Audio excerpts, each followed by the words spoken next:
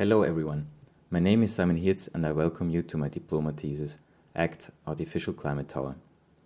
ACT is a prototypical investigation into a new residential typology for high-rise buildings dealing in and with extreme heat conditions by introducing an architecture of gradients.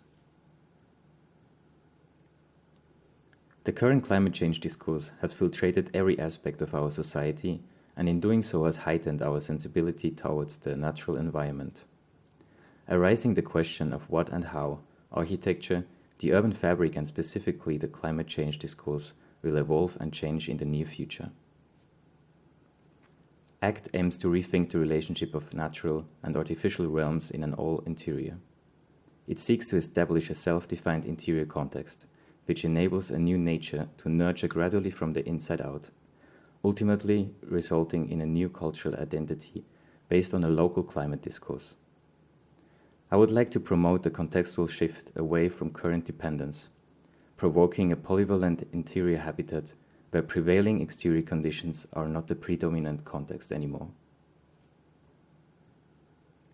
The project's relevance should not cover only one site, as my concern was rather a whole climate zone. This means I did decide on a particular location, but only to study environmental data and state-of-art methods to direct and cover my climate strategies. Doha in Qatar lies inside the latitude of 10 to 30 degrees north of the equator, an extremely hot and arid zone with temperature peaks up to 46 degrees Celsius and northern trade winds. As Doha promotes an active role towards climate change actions, it does face the threat to surpass the livable threshold by already 2071. They even air-condition the outside, and the current development of high-rise buildings still features glass facades facing south. On it, the building industry's product portfolio of shading systems. This industry-driven atomization, in my opinion, undermines the architectural potential, and it seems we sometimes simply forget that the actual interiorized, alive objects, meaning us and plants, are the most adaptive systems of all. Therefore, I strongly promote architectural design based on profound analytics of nature and its immersive phenomenons to overcome the coherent technification of a globally standardized architecture. The conceptualization and production of closed systems and its relationship to nature has been strongly linked to architecture, design and engineering in the 20th century. It has been strongly discussed also, for example, by Buckminster Fuller's Manhattan Dome, Rainer Banham's environmental bubble, or House Rucker Coe's Piece of Nature. Today we can refer to an indoor generation, a 24/7 society where inside seems to be the exclusive destination. A building acting between climate zones boasts an architecture of gradients, away from the classical international style of the past 100 years, away from buildings you could place everywhere in the world, and towards a local identity again. By partially turning the world outside in, by not only enclosing but environing the realms, we would establish our own natural context as an active architectural element. A hard boundary blocks out prevailing outside conditions, as the only necessary negotiation concerns sun and wind. Inside, we open up our sealed containers for a sensoric spectacle of physical immersion by all existing realms. This gives the possibility for an oscillating living between various climatic conditions. ACT is a high-rise of roughly 140 meters height, featuring 15 unique levels which differ between 1,500 to 4,000 square meters on one level. The tower environs 262-story habitats and thus accommodates around 500 to 700 people. Entering the building through the northern core, where the main vertical circulation takes place, elevators lift you up into height. Some of the levels are vertically disrupted by large atriums and connected by ramps, ensuring an internal circulation towards a larger whole of communities. As the majority of levels are considerably standardized slabs with a height of 6.40 meters, the top sky level, with nearly 40 meters height, invites for an extraordinary spatial experience on top. The tower is closely designed and follows an energy concept where prevailing warm winds are caught by ducts sitting on the northern side.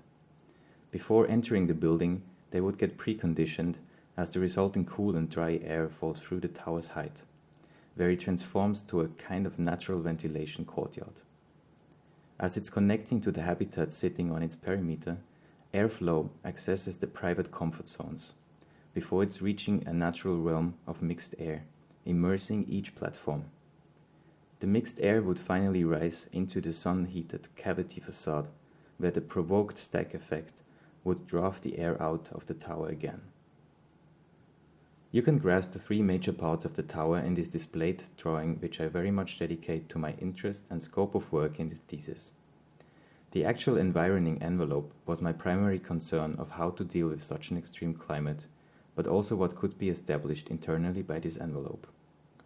In the following, we explore together each of these architectural elements much closer. The semicircular sun shield is a gigantic cavity wall and acts not only as a facade, but also as a passive shading element. It mediates the sun with its particular geometry and the cone-shaped holes in it. The northern winds enter the building through ducts in the otherwise straight glass facade, and then get spatialized into a shell which twists itself through all the levels, delivering fresh air to the habitats. Where sun and airflow meet, the habitats are surrounded by a natural landscape which follows the spatial wind shell and varies on each platform. I was exploring the sun thoroughly, and as proof of concept I constructed the sun even inside my apartment to test sun paths directly on the physical model. I show you now the result of my sun studies in two different diurnal courses of the sun. During cold season, where sun is desired inside, it shines in deeply and even cuts through the levels of the tower.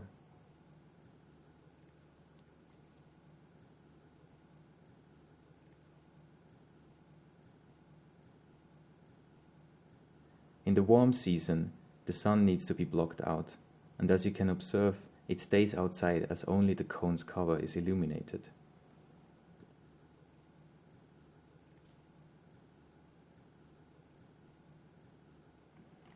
As you can see in the visualization, there was a strong intention to block out sun from the south, having a rather opaque facade, as on the other hand, the northern side is cut straight and glazed to ensure enough light during the day.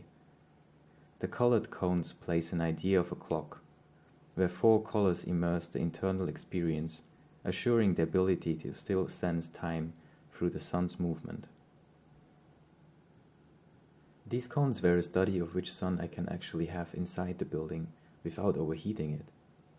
The radiation on the left shows its tendency to keep itself cool by getting more slim to the bottom, as on top the area is enlarged for energy production. On the right you see a study of direct sunlight areas, as I was interested to see seasonal differences. The roof's light tilt splits and directs prevailing winds to flow either downwards, into the wind ducts, or upwards, across the smooth foam to reduce pressure loads. On the bottom, a shaped hill would ensure a wind column entry, as it's splitting the wind to the sides, leading it into a plinth which drives air upwards, additionally supporting the cavity facade. As prevailing winds get dried and cooled by an absorption chiller inside the ducts, air is spatialized by a simulated particle system.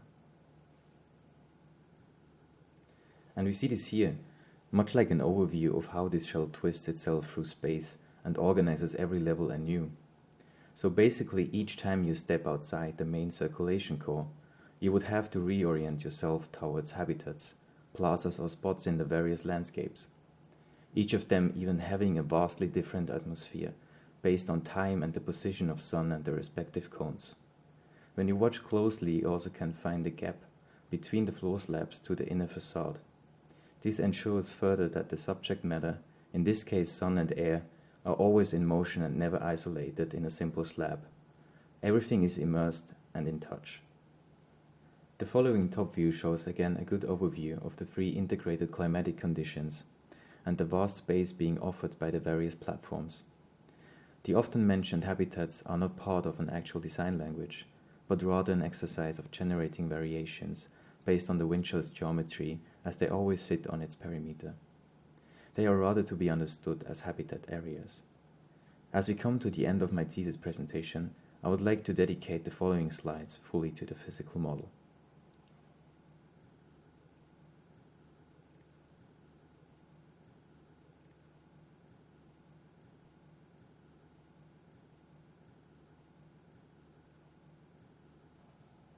And thus we are able to restore the richness of natural climates inside, with human, non-human and nature as its center. I am convinced that the transitioning of climate zones is going to play a major role in how we orient future building strategies and recode the term contemporary architecture. This consequently sets production of climate and the built environment back into a major architectural discourse of metabolism and the urthought of shelter. Thank you.